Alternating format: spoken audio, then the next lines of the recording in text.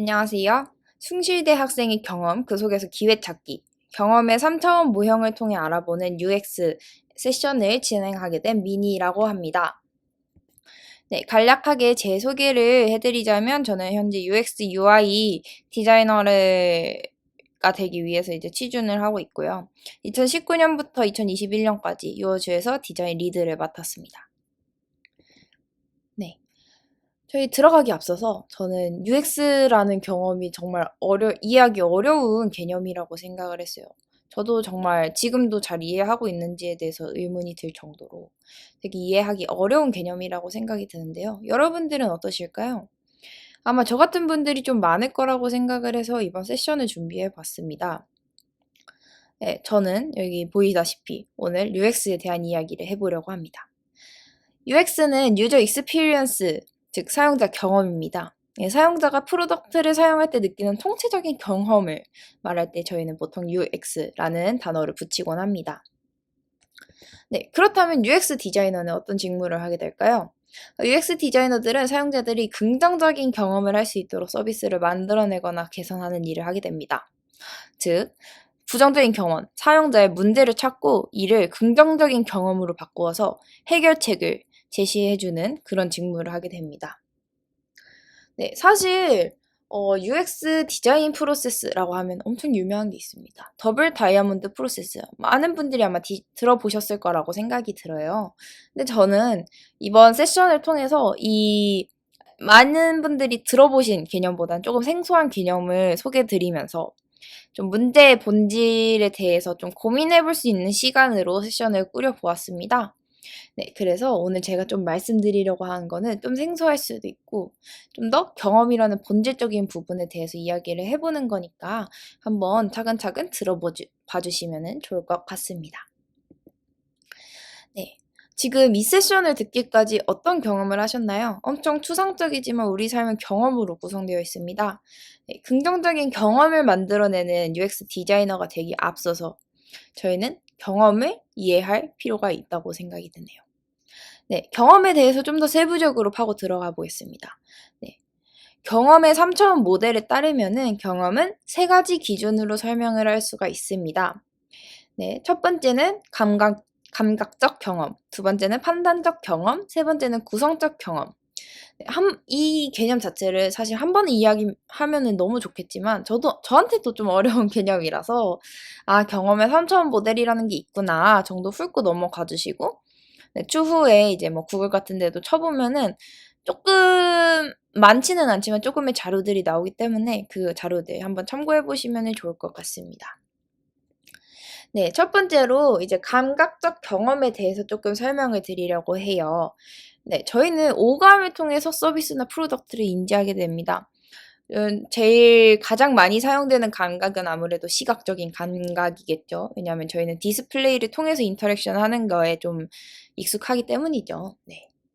이런 식으로 감각적 경험은 인지한다. 라는 것이 좀 중요한 요소가 되는데요. 따라서 감각적 경험은 실제감의 크기로 좀 표현을 할 수 있습니다. 제가 예시로 두 가지를 한번 가져와 봤는데요. 여러분들 홈 트레이닝을 할 때 이제 보통 유튜브 같은 데서 땅끄 부부 검색해서 홈 트레이닝 하시는 분들 많으실 거라고 저는 생각이 들어요. 네. 다음과 같이 영상을 보면서 제가 직접 따라하는 경우, 그런 경우도 있을 수 있고요. 요즘에는 사실 애플워치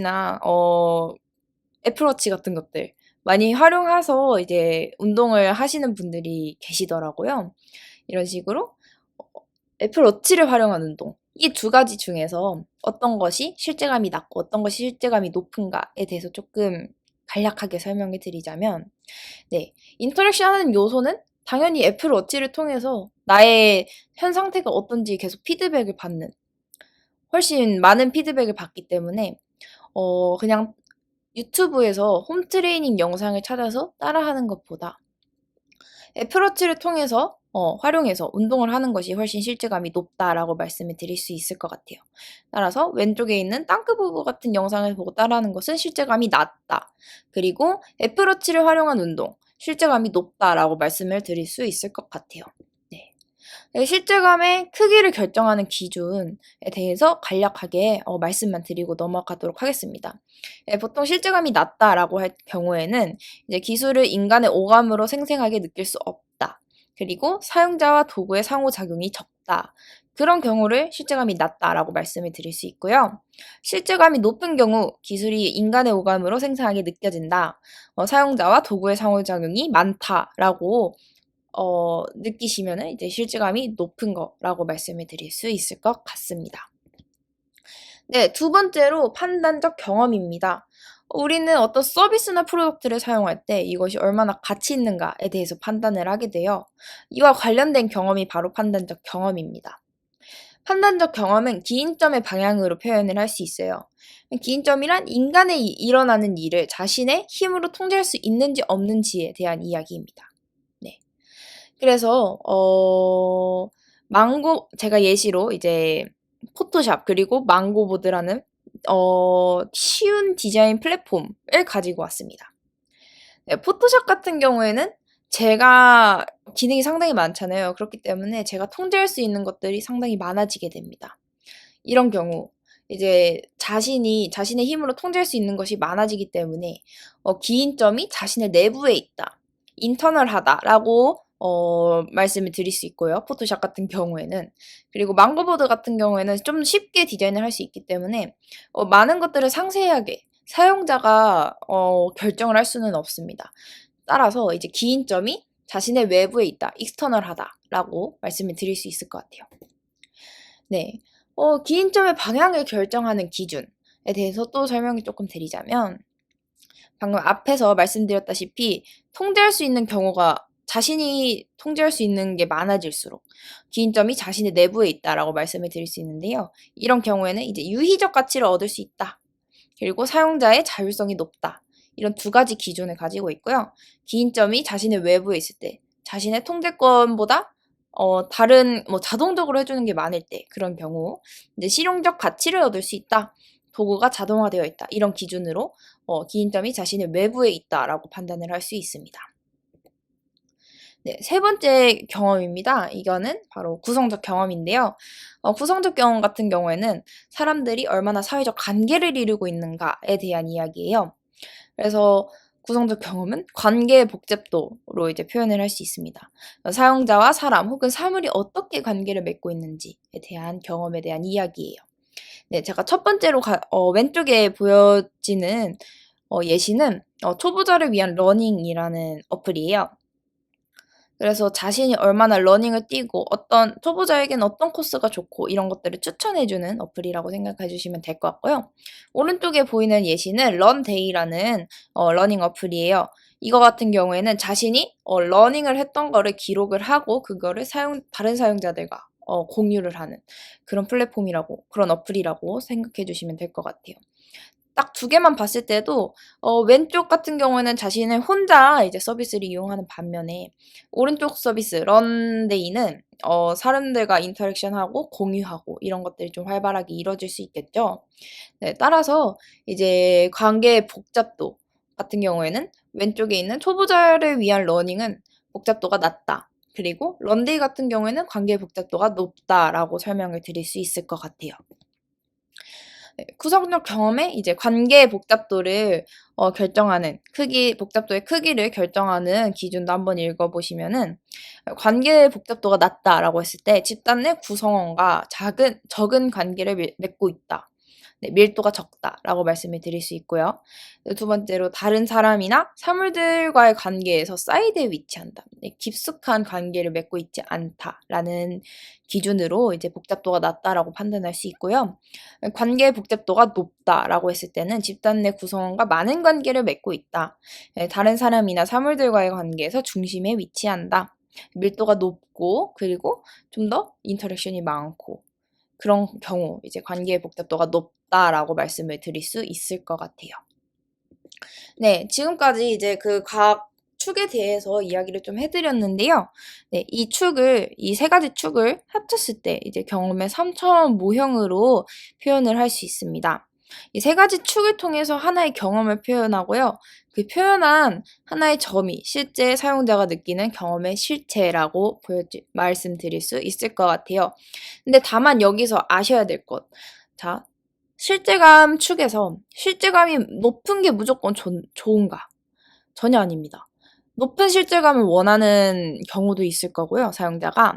낮은 실제감을 원하는 경우도 있어요. 그래서 이 축 같은 경우에는 그냥 이 경험이 실제로 어떤 위치에 있는가를 표현하는 수단이지, 어떤 곳으로 가야 해요라고 방향을 제시해주는 그래프는 아니라는 점 한번 말씀을 꼭 드리고 싶었고요. 네. 그래서 사실 이것만 말씀드렸을 때 조금 이해하기 어려우실 것 같아서 예시를 하나 가져와 봤습니다. 네.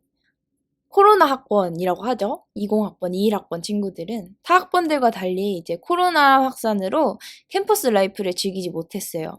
이런 친구들을 타겟으로 20학번, 21학번 학생들이 다른 학생들과 관계를 형성할 때 경험을 한번 분석을 해보았습니다. 네, 보시면은 그래프에 as is라고 써져 있는 점이 하나 있어요. 네, 그게 이제 제가 분석한 코로나 학번에 다른 학생들과 관계를 형성할 때의 경험의 경험점입니다. 조금 설명을 드리자면, 코로나 학번 친구들은 실제감이 높을 거라고 생각했습니다. 왜냐하면 사람을 직접 만나기가 어렵기 때문에 관계 형성의 온라인 커뮤니케이션 도구들에 대한 의존도가 높습니다. 따라서 실제감이 높다고 생각을 했거든요. 카카오톡, 줌 이런 것들을 많이 활용하죠. 네.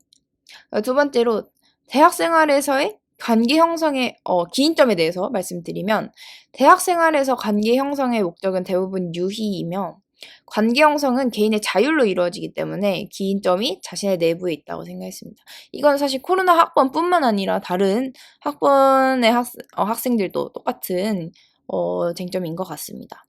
네. 내가 친해지고 싶지 않으면은 그냥 이렇게 좀 거리를 두면 되는. 이런 식으로 자신이 그런 관계를 컨트롤할 수 있다는 점에서 기인점이 자신의 내부에 있다라고 저는 분석을 했고요.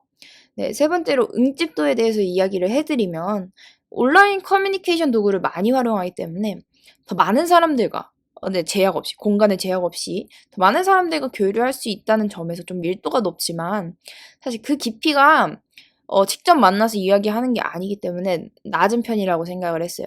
그래서 종합적으로 봤을 때 관계 응집도가 낮은 편이라고 볼 수 있습니다.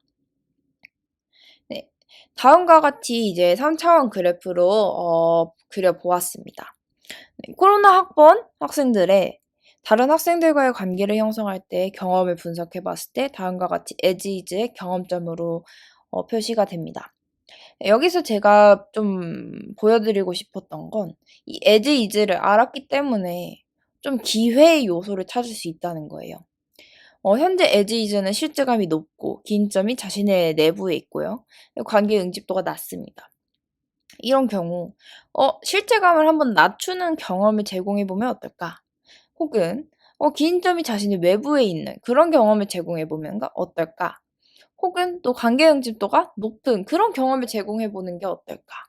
이런 식으로 좀 기회를 찾아볼 수 있다는 거예요. 물론 그 기회에 대해서 인사이트는 있지만은 그 인사이트가 과연 진짜 실제로 사용자가 원하는 그런 투비의 경험점인지는 저희가 사용자 리서치를 통해서 추가로 좀 알아봐야 된다라는 점을 좀 유의해 주셨으면 좋겠습니다. 네. 그런 식으로 저희가 지금 현재 있는 경험점을 좀 반대로 옮겨 보았을 때 그런 경우에 좀 어떻게 인사이트를 뽑아낼 수 있는가? 첫 번째로 실제감을 낮추는 경우. 그런 경우 이제 다른 학생들과의 관계 형성을 위해 오프라인으로 만나고 싶어. 저희 온라인으로 많이 만나기 때문에 온라인 커뮤니케이션 도구들의 이제 의존도가 높았잖아요. 의존도를 낮추기 위해 오프라인으로 만나고 싶어. 두 번째로 기인점을 자신의 외부에 두는 겁니다. 좀 더 관계 형성을 통해서 유익한 정보를 얻고 싶어. 이런 니즈가 있을 수 있고요. 네, 세 번째로 좀 구성적 경험, 즉 관계의 복잡도가 더 높았으면 좋겠어. 다른 학생들과 더 긴밀한 관계를 맺고 싶어. 이런 니즈가 있을 수 있는 거예요. 이런 식으로 이 그래프를 그려가지고 그 경험점이 어떻게 옮겨질 수 있는지에 따라서 그 사용자가 이런 거를 원할 수도 있겠다. 어 혹은 두 번째 가설을 원할 수도 있겠다. 혹은 '이런 거를 원할 수 있겠네.'라는 인사이트를 얻을 수 있다라는 게 경험의 3차원 모형을 그렸을 때 저희가 좀 얻을 수 있는 인사이트라고 생각이 들어서 이렇게 설명을 해 드렸습니다. 네. 쪼끔 이제 UX 디자인에 대해서 좀 더 크게 봤을 때 저희는 우선 사용자 경험을 분석을 하고 그 경험점을 옮길 수 있는 기회를 탐색을 해 보고 그 기회가 실제로 진짜로 문제인지 진짜 문제인지 이런 것들을 사용자 리서치를 통해서 문제를 검증을 한 다음에 그 이후에 이제 해결책을 모색하는 이런 식으로 문제 정의가 이루어져야 한다라는 거를 말씀드릴게요. 네. 오늘 제가 진짜 말씀드리고 싶은 건 어 진짜 문제 정의가 얼마나 중요한지에 대해서 말씀을 드리고 싶어요. 문제가 잘못이 되면은 해결책을 아무리 잘 만들어도 사용자가 사용하지 않을 경우가 많습니다. 네. 그래서 '어떻게 문제를 정의해야 되지?' 약간 그런 고민들이 있으셨을 거예요. UX 이제 더블 다이아몬드 프로세스에서 맨 처음에 문제를 찾아야 되잖아요. 리서치를 해야 돼요. 이제 무슨 리서치를 해야 되지? 나는 어떤 걸 궁금해해야 되지? 이런 것들이 좀 모호할 수 있어요. 그 말은 이제 문제에 대한 혹은 뭐 우리가 타겟팅을 하고 있는 그런 집단에 대해서 그 집단이 하고 있는 경험, 가지고 있는 경험에 대한 이해가 부족하기 때문에 그런 생각을 하게 된다라는 걸 말씀드리고 싶어요. 그래서 그 리서치 단계에서부터 이제 막혀 버리면은 좀 막막하실 수 있는데 이런 식으로 그 사람들의 경험을 좀 더 시각적으로 분석해 보고 그 시각적으로 분석한 거를 또 기반으로 이제 기회를 탐색을 해 보고 그 기회가 그게 실제로 사용자가 가지고 있는 문제인지에 대해서 검증을 하기 위해 사용자 리서치를 진행하시면 된다. 이런 식으로 문제 정의를 진행하시면 된다. 시작이 반인 만큼 문제 정의도 정말 정말 중요하다라는 말씀을 꼭 드리고 싶었습니다. 네. 사실 UX, UI 디자인 하면은 뭐 피그마나 어도비 XD, 뭐 일러스트레이터, 포토샵 이런 툴들을 잘 다뤄야 된다라고 생각하시는 분들이 좀 계시는 것 같은데 앞에서 말씀드렸다시피 UX 디자인이라는 건 문제를 해결하는 과정이에요. 뭐 그중에서 아무래도 디자이너이기 때문에 비주얼적인 능력이 뛰어난 것 아주 좋죠. 하지만 비주얼적인 능력이 아직은 없다. 아직은 나는 디자인에 대해서 공부를 해본 적이 없다라고 해서 시작하지 못하는 그런 직군은 아니라고 생각이 들어요. 앞에서 말씀드린 것과 같이 좀 더 현실을 직관적으로 보실 수 있는 그런 능력만 있으시면은 충분히 문제를 제대로 정의하고 그거에 대한 해결책을 모색할 수 있을 거라고 저는 생각을 합니다. 그래서 너무 어려워하시지 않았으면 좋겠다는 바람에 이렇게 세션을 진행하게 되었어요. 또 마지막으로 드리고 싶은 말씀은 이제 좀 '능동적으로 저희가 문제를 해결할 수 있는 그런 곳이 없을까?'라는 생각을 가지신 분들이 좀 계실 것 같아요. '나 UX 디자인 하고 싶은데 좀 더 나는 숭실대학교 학생들의 경험을 좋은 경험으로 이끌어 나가고 싶은데 나랑 같이 어떤 프로젝트를 해줄 사람이 없을까?' 라고 고민하시는 분들을 위해서 이제 유어슈는 항상 열려 있다고 말씀드리고 싶어요. 함께 고민하고 성장하기 위해서 recruit.yuoshu gmail.com으로 연락 주시면은 저희가 반갑게 맞이해 주도록 하겠습니다. 네. 이만 세션 마치도록 하겠습니다. 감사합니다.